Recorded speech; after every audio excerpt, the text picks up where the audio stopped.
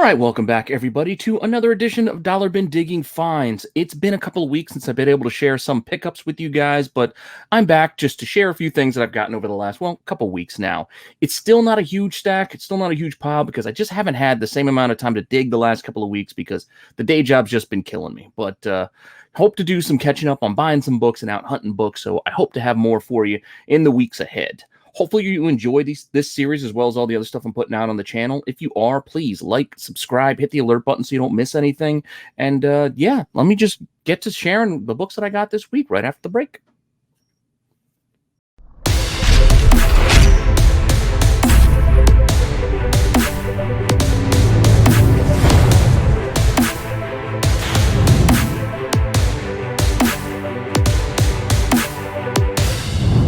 All right, so as you know, what I like to do with this video and article that I do for comicbookinvest.com is to just kind of share the books that I'm actually picking up out of those cheap boxes, dollar bins, or just like I said, basically anything $5 or under is kind of what I'm shooting for. If it costs any more than that, I'll let you know, but that's the general gist of it, that the books that I'm sharing here are generally dollar books, and if not, they're just a few bucks. So they're cheap comics, regardless. What's the real difference? It doesn't really matter all that much to me. A book's cheap enough, I'm just going to go and buy it personally. So that's the kind of stuff that I'm just looking to share, the cheap stuff that I've been picking up. And, because on Friday I do the dollar bin digging article that I've been doing for a couple of years now. And with that, I don't always have pickups that I can share for that. So that's why I had to shift that one to be more of a topical, just things in my head, things I'm hunting for, things I'm looking for, and things you might be able to find. Whereas this is just pretty much my pickups. So with that being said, let's start off with a new little subsection of books. I get these every once in a while, but usually it's nothing to share or write home about. But this week I have some of my pop's pickups. Yep, my dad goes out and he grabs some comic books sometimes from the flea market, thinking he's found a good deal, and usually it's just junk. I tell him every time, like, Dad, stop buying books. You don't know comics. Stop buying comics. But this week, I think he did all right. He was just going, oh, I got some 12 centers. That's all he cares about. They're old books, so he thinks they're all worth something. And some of them are, and some of them aren't. But this week, I did like some of the stuff that he grabbed. So I'm going to share the stuff that my dad grabbed purely on his own gut reaction to them. And these, I think he got all for a buck out at the flea market. So some of this stuff still is out there. So first one being Flash 172. Yes, a 12-cent Flash. Pretty cool Gorilla Grodd cover there. I dig it. I'm happy to get it. I'll put it in my PC. Absolutely. Thanks to my dad. He got this reprint, facsimile reprint of Justice League. The first appearance of the Justice League, Brave and the Bold. Yeah. I'm not going to argue with that. I like picking up reprints. Got me a few Batman books. Again, these aren't all like near mint or anything like that. Some of them a little dinged up down the side. This is Batman 188. So yeah, not too shabby to find these things for cheap. So, like I told him, I was like, way to go, Dad. Another one, this is Batman 205. Very interesting cover there. I Am Blind. So I guess they take on a blind villain in this issue. I didn't even go look up these things to see if any of these are really worth like a ton, or if these, I know they're not any like mega keys or anything like that, but Detective 344. I mean, 344. I mean, they're over 1,000 now. Think of that. This is issue 344. There are well over 1,000 issues of Detective now. That's how far back some of these things go. All right, that rack's kind of filling up, so let me empty it out as we got another Detective. This is 339. Cool Batman and Robin. Again, just stuff my dad picked up for me. Detective 364 is another one here. The footprints. You gotta love the classic Batman covers there. Oh, should have put this with the other one. Another Flash. Flash 161. Looks like a Flash versus Mirror Master there. It's kind of cool. Oh, another Flash. Looks like Captain Cold and Heatwave in Flash 166. Oh, Flash on crutches. Yeah, Heatwave and Captain Cold together. That was always a fun team up. I like them on the Flash TV show. We didn't get enough of them. Oh, look, this one's even in a top loader type of Mylar. This is Justice League of America number 22. I don't know. Green Lanterns. Not too bad. Not too bad, Dad. Whoop, that one fell. We'll put this in the pile. Thankfully, it's in that weird top loader, so no damage done. And Green Lantern number 73. Pretty cool Star Sapphire return. Looks like there. Kind of dig that.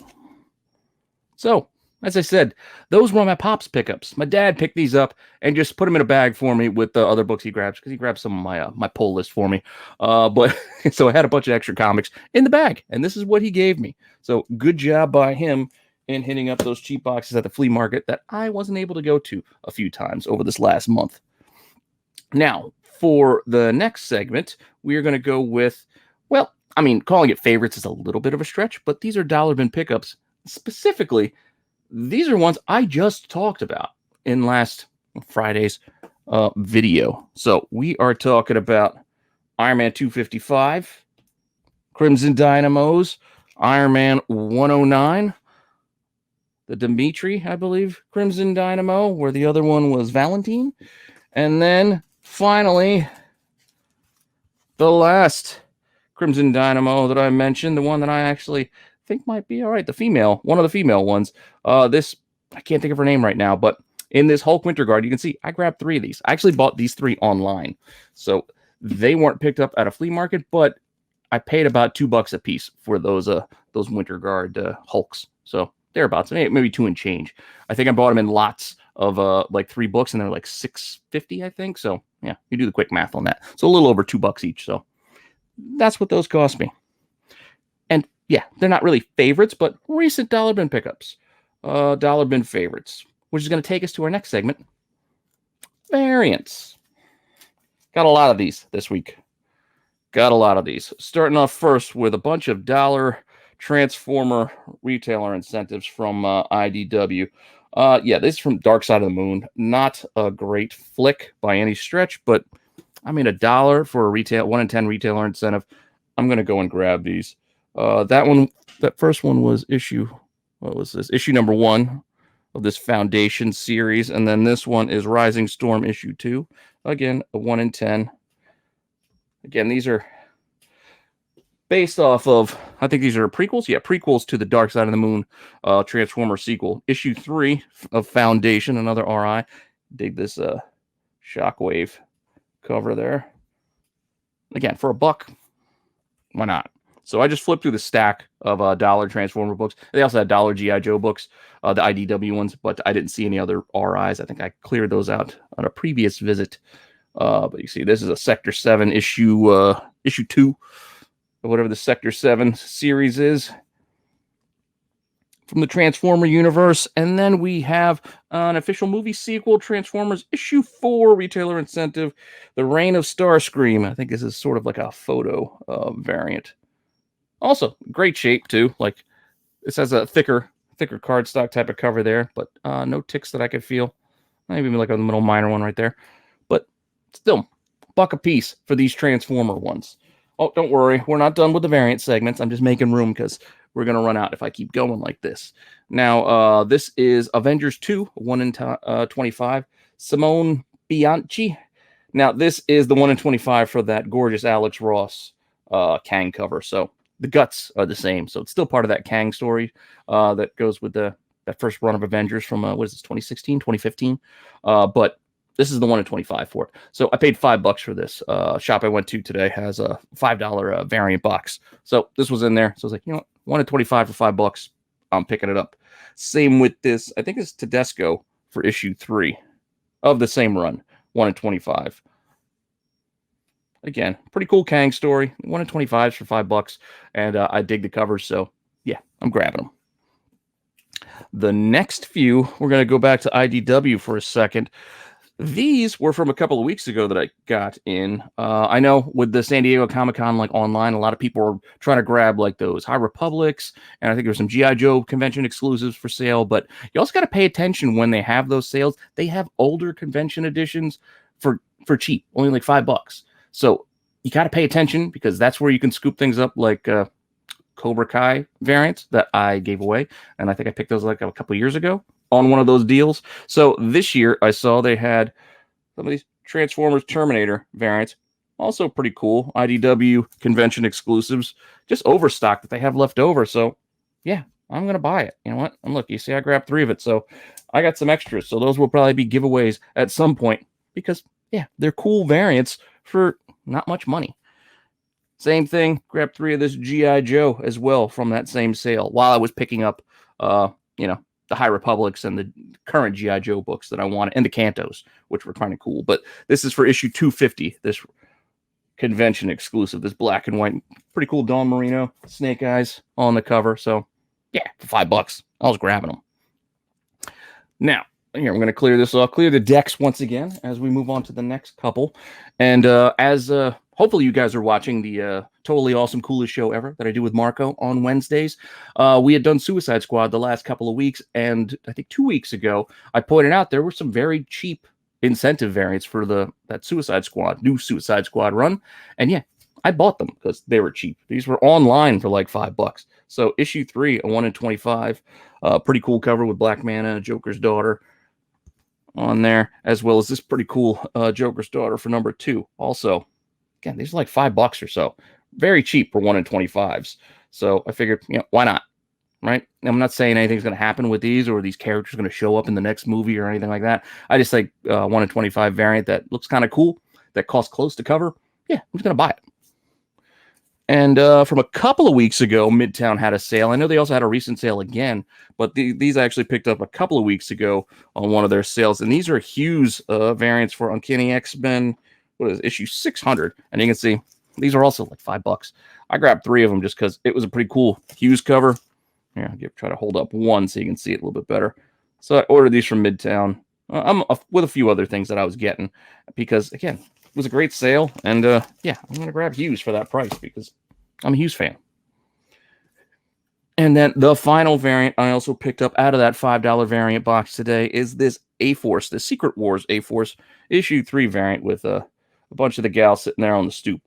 Pretty cool cover. I think is a Waja. I don't know if I'm saying it. Wadja, however you pronounce that last name. I think that is who did this cover, but I kind of dig it. So for $5, I was scooping that up. Definitely pretty cool.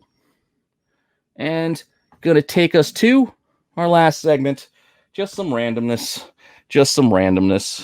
Now, I can't put these up on the rack because they are small. And was it 2 weeks ago when I did the dollar bin digging? I mentioned these because I picked these up for $1. These are the little mini comics. And I said I would bring them back out and talk about them a little bit more. But yeah, these are the Superpowers little mini comics. These came with the figures. Just tiny little stories. There's no staples in them. They are, I think, glued. So just want to be careful in opening them. If you're going to open them, not too brittle. So these ones actually held up pretty well and are in pretty good shape. A little, little discoloration here or there. But issue 1, technically, the first volume came from Superman. They did number them. Not that they are like in sequence. It's not a running story. And 7 for the Joker. It's basically just numbered off of the figures in the line. So as they release more figures, they release more little books.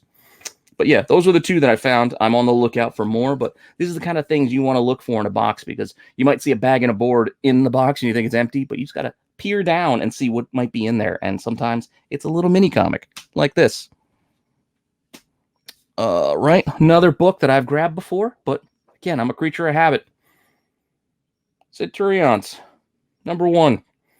Any of these 80s toys titles, I will buy. If they're in good shape, I'm pretty much going to buy it, whether it be Sectars, Centurions, the Advanced Dungeons and Dragons, and the G.I. Joes, Thundercat. I mean, yeah, sure, the big ones, Mask, but even oddball ones like Centurions and Mantech and things like that, I'm still going to buy them just because, I think it's still kind of cool. And some of them do all right on the aftermarket.